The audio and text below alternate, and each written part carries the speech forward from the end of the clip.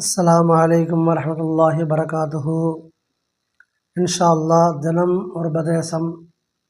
அன்புள்ளம் கொண்ட இஸ்லாமிய பெரியவர்களே, சகோதரர்களே, அல்லாஹு தஆலாவின் நல்லடியார்களே, என்று சொல்லக்கூடிய சம்பவத்தின் தலைப்பு ஷைத்தானின் சூழ்ச்சியும் ஆதம் அலைஹிஸ்ஸலாம் அவர்களின் கோபமும். ஒரு நாள் ஹதரத் ஆதம் அலைஹிஸ்ஸலாம் அவர்கள் ஒரு வேலையின் காரணமாக வெளியிலே சென்றிருந்தார்கள். ஆதம் அலைஹிஸ்ஸலாம் அவர்கள் வெளியிலே சென்ற பிறகு இப்லீஸ் தன் சின்னஞ்சிறு மகன் ஹன்னாஸை ஹதரத் ஹவ்வா அலைஹிஸ்ஸலாம் அவரிடம் கொண்டு வந்து கொடுத்து, நான் முக்கியமான வேலையின் காரணமாக வெளியிலே செல்ல இருக்கின்றேன், நான் திரும்பி வரும் வரை இவனை பாதுகாப்பாக வைத்திருங்கள், என்னுடைய வேலையை முடித்துவிட்டு வந்து அழைத்து செல்கின்றேன் என்று கூறினான். அதற்கு ஹவ்வா அலைஹிஸ்ஸலாம் அவர்கள் சரி என்று சம்மதித்தார்கள். ஆதம் அலைஹிஸ்ஸலாம் அவர்கள் வேலையை முடித்துவிட்டு வீட்டிற்குள் நுழைந்தார்கள்.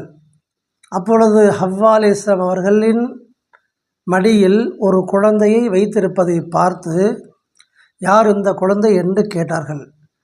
இந்த குழந்தை இப்லீஸின் மகன் என்றும், இப்லீஸ் ஒரு முக்கியமான வேலையின் காரணமாக வெளியிலே செல்வதாகவும், நான் திரும்பி வரும் வரை இவனை பாதுகாப்பாக பார்த்து கொள்ளுங்கள் என்று கூறி என்னிடத்திலே ஒப்படைத்து சென்று விட்டான் என்று ஹவ்வா அலைஹிஸ்ஸலாம் அவர்கள் தன்னுடைய கணவர் ஆதம் அலைஹிஸ்ஸலாம் அவர்களிடத்திலே கூறினார்கள். ஆதம் அலைஹிஸ்ஸலாம் அவர்கள், ஏன் அதற்கு சம்மதித்தாய் என்று தம் மனைவியை கோபப்பட்ட ஆதம் அலைஹிஸ்ஸலாம் அவர்கள் இப்லீஸின் மகன் ஹன்னாஸின் மீது பாய்ந்து அவனை கண்டதுன்னமாக வெட்டி மரக்கிளைகளில் தொங்க விட்டார்கள். அதற்கு பின் வெளியிலே வேலையின் காரணமாக சென்று விட்டார்கள். பின்பு ஆதம் அலைஹிஸ்ஸலாம் வெளியிலே சென்ற பிறகு ஷைத்தான் வந்தான். ஹவ்வா அலைஹிஸ்ஸலாம் அவரிடத்தில், எங்கே என் மகன் என்று கேட்டான். உடனே ஹவ்வா அலைஹிஸ்ஸலாம் அவர்கள் சொன்னார்கள், என்னுடைய கணவர் வந்தார், இந்த குழந்தை யாருடையது என்று கேட்டார், நான் ஷைத்தானின் குழந்தை என்பதாக என்னுடைய கணவரிடத்தில் கூறினேன். உடனே கோபம் கொண்டு,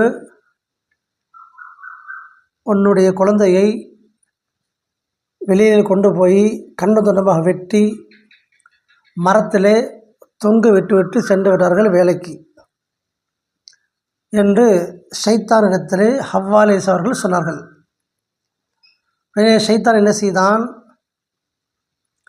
வீட்டுக்கு வெளியிலே வந்து நின்று கொண்டு ஹன்னாஸ் என்று சப்தம் போட்டு அழைத்தான். என்ன ஆச்சரியம், ஆங்காங்கு தொங்கிக் கொண்டிருந்த அவனின் சதை துண்டுகளும் எலும்புகளும் ஒரு நொடியில் ஒன்று சேர்ந்து உயிர் பெற்று விட்டான். அடுத்த நிமிடம் ஹன்னாஸ் உயிர் வந்தவுடன் தன் தந்தையை பார்த்து ஓடி வந்தான். அதன் பின் இப்லீஸ் ஹவ்வா அலைஹிஸ்ஸலாம் அவர்களை பார்த்து, எனக்கு இன்னொரு வேலை இருக்கின்றது, அதனால் என்னுடைய மகன் ஹன்னாஸை மீண்டும் நீங்கள் பாதுகாப்பாக பார்த்து கொள்ளுங்கள், என்னுடைய வேலையை முடித்துவிட்டு விரைவில் வந்து என்னுடைய மகனை அழைத்து செல்கின்றேன் என்றான். உடனே ஹவ்வா அலைஹிஸ்ஸலாம் அவர்கள் சரி என்று சொன்னார்கள்.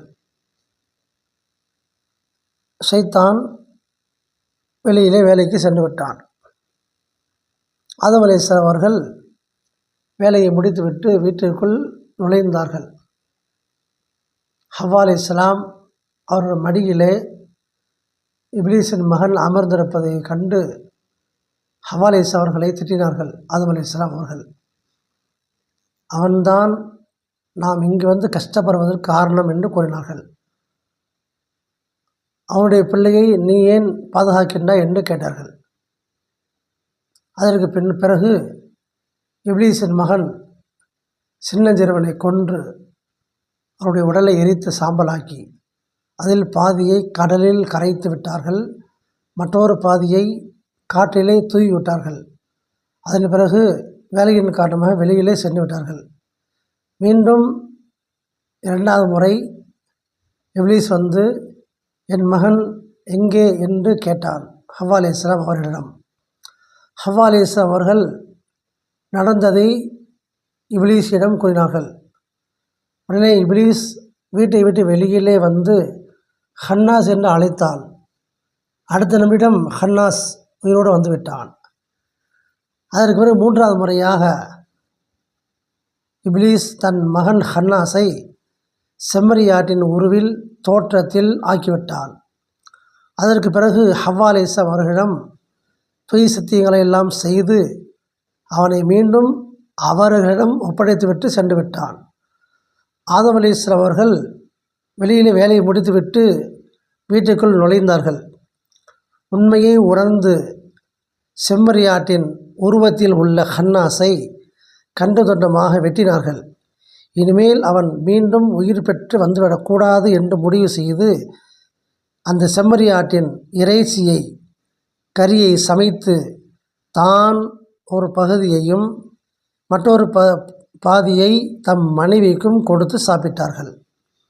இதனை அறிந்த இப்லீஸ், நான் விரும்பியபடி நடந்துவிட்டது, இனிமேல் ஆதமுடைய மக்களின் இதயத்தில் நான் இருப்பிடம் பெற்றுவிட்டேன் என்று மகிழ்ச்சி மொழி கூறினான்.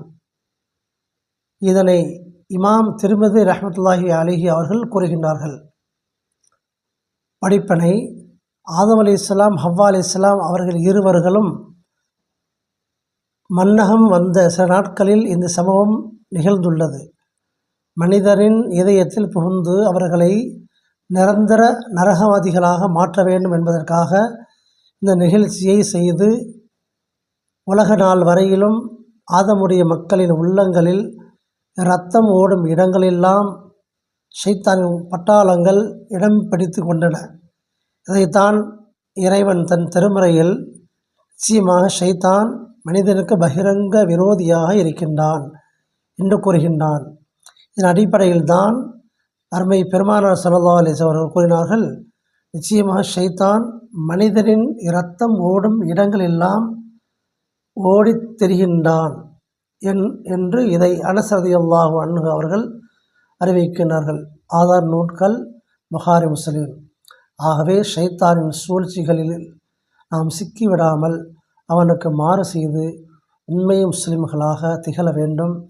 யா அல்லாஹ், ஷைத்தானின் தீங்கை விட்டும் எங்களையும் எங்கள் குடும்பத்தில் அனைவர்களையும் முஸ்லிமான ஆண் பெண் அனைவர்களையும் உலகத முஸ்லிம் ஆண் பெண் அனைவர்களையும் பாதுகாத்தல் புரிவானாக.